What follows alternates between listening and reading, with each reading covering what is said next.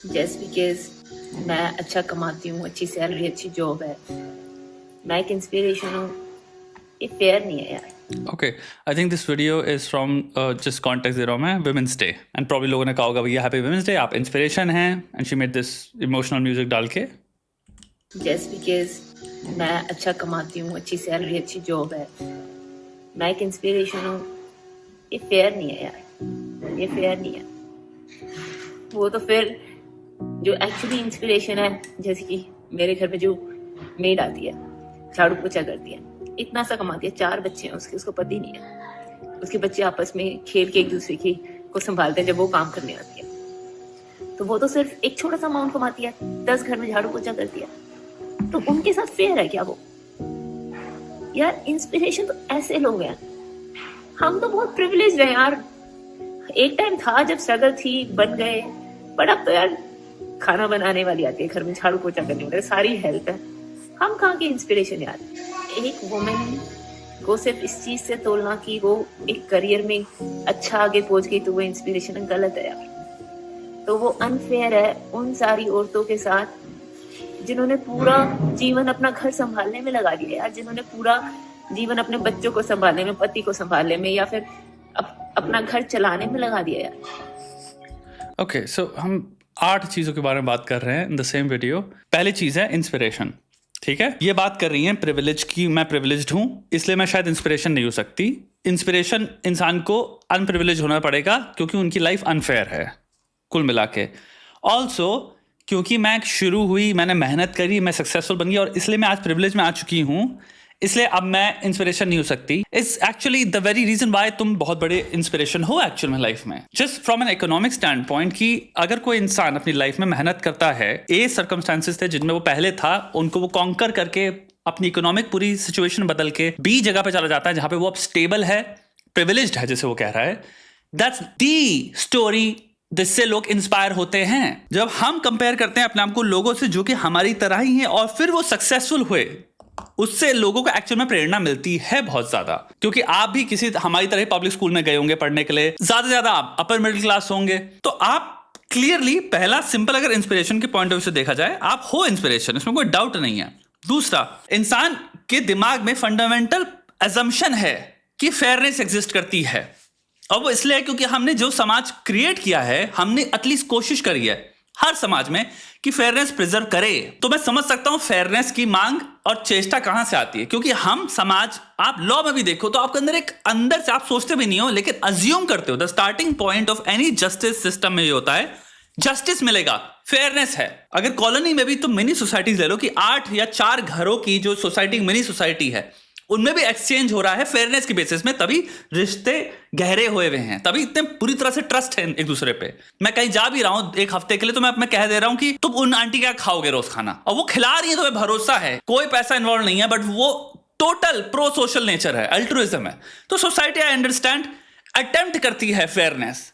हम Homo sapiens attempt करते हैं ना सोच के ना जान के, और उसके एवोल्यूशनरी रीजंस हैं। मोरालिटी के एक्चुअली एवोल्यूशनरी रीजंस है, इसीलिए हम इतना आगे आ पाए हैं। लेकिन वो कोशिश है बहुत हद तक, जहां भी फेयरनेस का अटेम्प्ट है वही अनफेयरनेस का भी अटेम्प्ट है। तो आप भी इंस्पिरेशन हो, वो औरत जो लेट्स से अनफेयर सिचुएशंस में है, जो कि एक बहुत ब्रॉड जनरलाइजेशन है बाय द वे, कि जो मेड, आई थिंक इन्होंने अपने पर्टिकुलर स्पेसिफिक एग्जांपल इस वाले वीडियो में दिया है, जो नया वाला वीडियो था जिसमें भूतिया म्यूजिक था, उसमें तो उन्होंने जनरलाइज कर दिया मेड्स को। अगर 2 पार्टीज काम कर रही हैं जिन भी घरों में, उससे घर एक्चुअल में बेहतर हो रहा है, अपॉर्चुनिटीज क्रिएट होती हैं लोअर इनकम हाउस होल्ड्स में, जहां दोनों लोग काम कर रहे होते हैं। ये बहुत अच्छी बात होती है इकोनॉमी के लिए।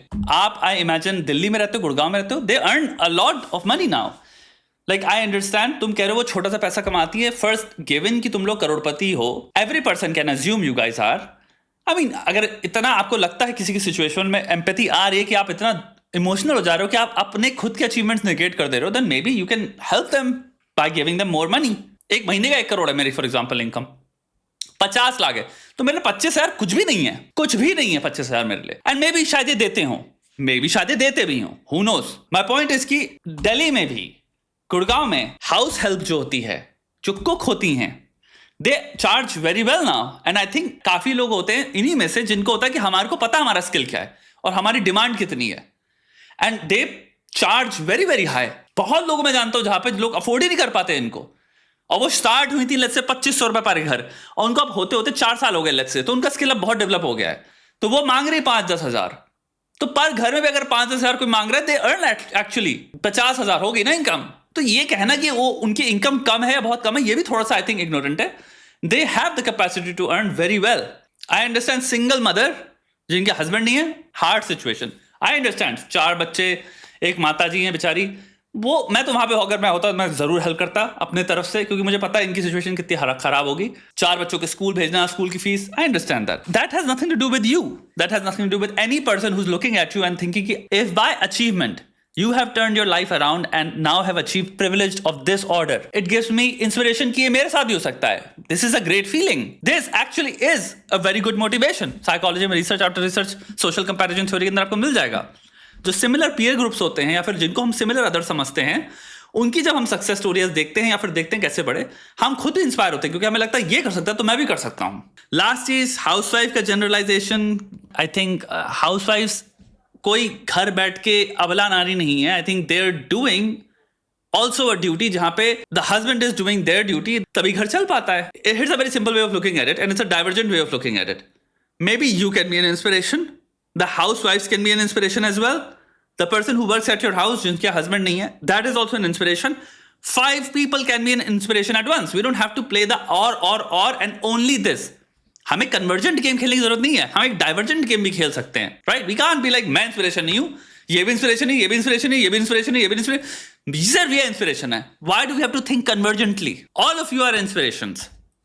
पति को संभालने में या फिर अपना घर चलाने में लगा दिया यार। So the expression here is also, I don't understand. She's like kind of like pity वाली चीज and this and that. It's not like it's a job. It's like saying एक इंसान जो बेचारा जाता है ऑफिस में गार्ड की जॉब करता है, and then we are like it's like it's an honorable job.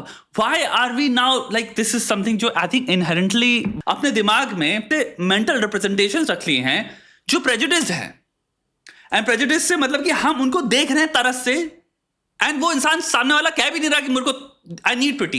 This is something I always think about कि हमें पिटी वहां एक्सटेंड करनी चाहिए जहां पे अनफेयरनेस हो रही है। अगर एक्सप्लॉयटेशन उसके हो रहा है, उसके साथ अब्यूज हो रही है, उससे एक्स्ट्रा काम कराया जा रहा है, उसको पे नहीं मिल रही, उसको छुट्टी नहीं दी जाती, those are then very strong factors जिन पे आपको not pity but angst and maybe सोचना चाहिए कैसे हम रिजॉल्व कर सकते हैं। हाँ, एज अ कंट्री हम क्या कर सकते हैं, that's a different conversation but that needs to be had. But एक job is an honorable work. Any job, एक इंसान जो बस ड्राइव कर रहा है is an honorable job. Everything, it's work. We need to start respecting work in our country. ये class system जो इन्वेंट कर दिया ना, इन जॉब्स की रिस्पेक्ट है, इनकी रिस्पेक्ट ही नहीं है। It's such a, अबे कितने regressive class system based thinking हम लोग की। And I'm not talking about her. I understand where she's coming from because this is how our society actually thinks. तो मुझे लगता है यार, happy women's day to them. हम तो बहुत छोटे, बहुत नीचे। I don't understand this. Is this like humility? Or is this, sometimes I feel like, is this fake humility? Is this like imposter syndrome? I don't know. Is she being genuine? I have never watched any of their content, so I have no idea who this person is. Maybe she is like a person who suffers from imposter syndrome, जहाँ पे इंसान के पास जो achievement मिल जाती है लेकिन वो उनको लगता है हम imposter हैं. They don't really think they deserve it. Maybe it's that. तो कभी हमें किसी को जज भी नहीं करना चाहिए. Let's not judge. यार, इतनी एक औरत में इतनी स्ट्रेंथ होती है, इतनी पावर होती है ना। अरे कृष्ण जी राधा रानी के चरणों में। So we just went into a completely different tangent. Now we are talking about women. So you are a woman, right? So all women. यार, वो स्ट्रेंथ है वुमेन, और उसकी उन स्ट्रेंथ की कहाँ से पूजा करोगे? इतनी अलग अलग प्लेसेस पे होते हैं। उस स्ट्रेंथ को आप सिर्फ उसकी करियर की सक्सेस से नहीं माप सकते। क्यों नहीं माप सकते? This is what I don't understand. उससे भी माप सकते हैं, रेजिलियंस से भी माप सकते हैं। Like we can have 18 markers is what I am saying. क्या बुराई है अचीवमेंट में?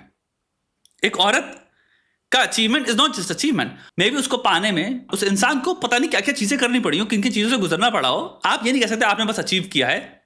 उस अचीवमेंट के पीछे पूरी कहानी हो जो बहुत ही इंपॉर्टेंट है, और उसकी वजह से उस अचीवमेंट की बहुत मान्यता है, बहुत सिग्निफिकेंस है। तो अचीवमेंट्स की अपनी जगह एक अपनी कहानी और अपना एक मूल्य है, अपना महत्व है, तो है। तो सो सॉरी यार, मैं कोई इंस्पिरेशन नहीं हूँ। Happy women's day to them. who actually deserves it, they might not be on this social media यार, उन्हें तो पता भी नहीं आज वुमेंस डे, और ना ही उन्हें कोई विश करने वाला आज women's day. I understand that point. The last point, I get it. I understand that point, but मैं उस point को देखता हूँ as part of the whole picture. That point in itself is also true. The whole picture is also true. And the blanket statement, all women also deserve, is also untrue. Respect वहाँ नहीं चाहिए जहाँ पे एक story हो, जहाँ पे किसी ने किसी चीज को overcome किया है, bear किया है, tolerate किया है, अगर कटे भी हैं तो recover किया है। बहुत कठिन होता है दर्द सहना भी। तो आई अंडरस्टैंड दैट। आलिया भट्ट की शायद बहन थी जिसको डिप्रेशन था, अपेरेंटली आलिया भट्ट को ADHD है। अब ये अगर कहें कि ये लोग तो प्रिविलेज से आ रहे हैं और हम उनको कंपेयर करें हमारे घर में जो मेड आती है, तो उस बेसिस पे हम निगेट कर देने कंप्लीटली सबको ही। यार तुम्हारे दर्द का मतलब दर्द नहीं है, ये भी सही नहीं है ना। किसी इंसान ने अगर अपने जिंदगी में शेयर किया कि डिप्रेशन के टाइम पे भाई कठिनाई झेली उसने, और मैं कैसे उस चीज को डील कर पाया हूं और मैं आज कहां पे हूं, जो भी है, उससे भी कोई इंस्पिरेशन ले सकता है। मैंने कहा सबको लेनी चाहिए, कोई तो ले सकता है। अगर वो कह रही है भाई उसको ADHD है, ADHD की इतने ज्यादा ओवरलैप है, इतने ज्यादा अलग डिसऑर्डर्स के साथ, जिसकी कोई हद नहीं है। ADHD सिर्फ ADHD नहीं होता, बहुत सारी चीजें हो सकती हैं उसके अंदर, बहुत कठिन चीज है उसके साथ जीवन जीना। तो अगर वो बैठ के अपनी पूरी कहानी बताए तुमको, तुम्हारी चीथड़े उड़ जाए। न्यूरो डेवलपमेंटल डिसऑर्डर है ये, न्यूरो डिसऑर्डर है भाई ये, divergently. Multiple answers. All the stories that you mentioned, to some degree, they all have inspirational elements in them, all of them.